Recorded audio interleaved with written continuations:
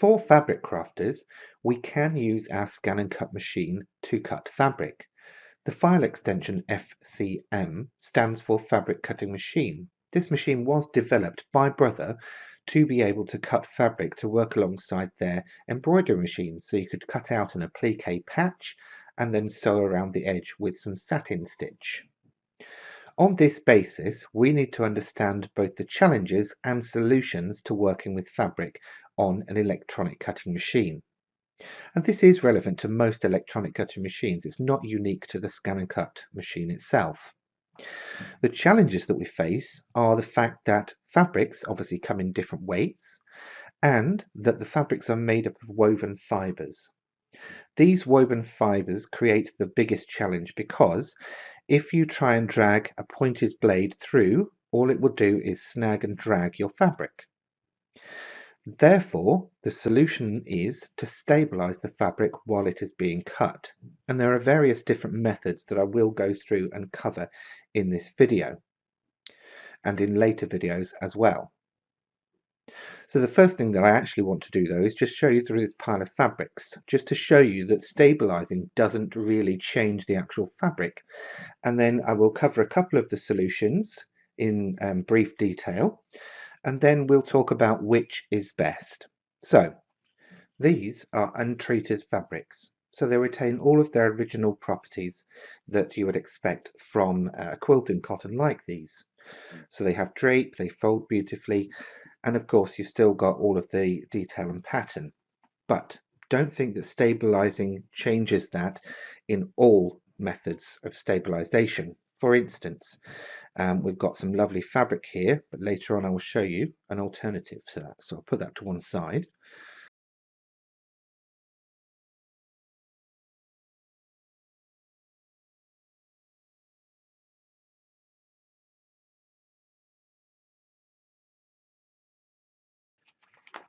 So here is an alternative. So this is the untreated fabric, and this is the treated fabric. Now there is literally no difference to the eye, and to the feel this is slightly more papery than this, and the only reason is I have some freezer paper stuck to the back. Now freezer paper is a temporary measure, and it's basically a waxed paper that you would wrap food in or generally protect food in, or you can obviously buy it in your quilting shops.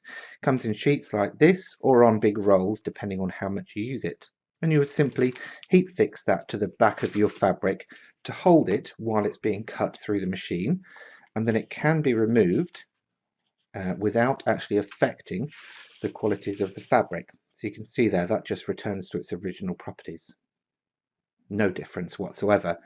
That's great if you want to be able to go on and sew your project afterwards. Another temporary measure is spray starch. So we have two pieces of fabric here that have both been treated with fabric stabilizer, as in spray starch, and these have a much more structured property than regular fabric, but as you can see there's actually nothing on the back. What I've actually done in these cases is used a spray starch, or indeed a product called Terial Magic, which works very similarly.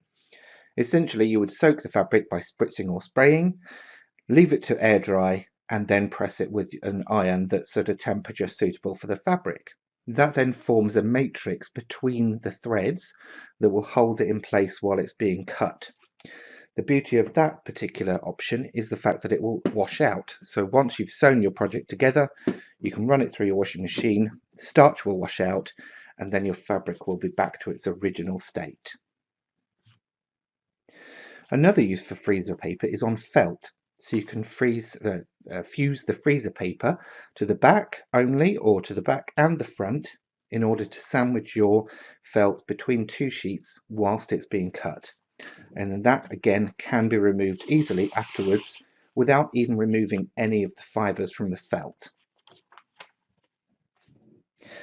Other methods, and these are more permanent methods, are heat fusible backings. So a heat and bond light is an applique backing that leaves an adhesive residue on the back of your fabric, which can then be heat set onto another piece of fabric. So if you are looking at applique, that's potentially one option for you to look at. And there are various different weights and brands of that.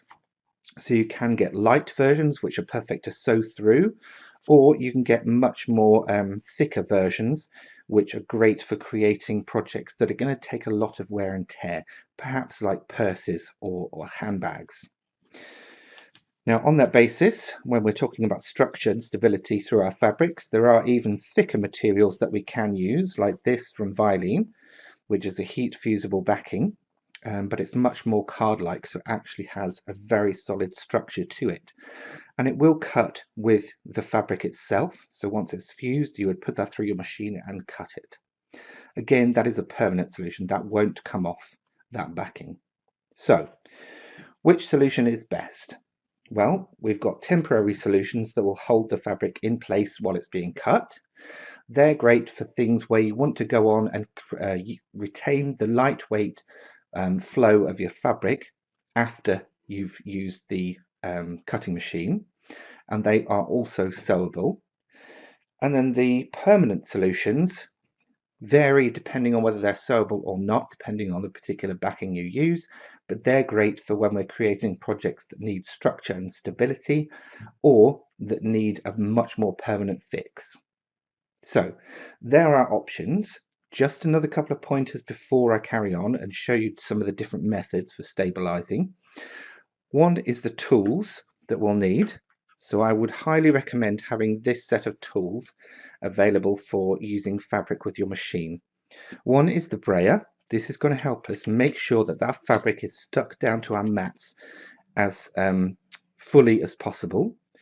The spatula will help us get the fabrics off the cutting mat, and then the cleanup tool will help us get rid of any of those fibers that we have, because we don't want any of this ending up ruining the sticky on our mat. Okay, so that's just a brief overview of fabric and why we need to stabilize it and the options we have available. In the next few videos, I will show you a variety of the different stabilizing methods and how to do them.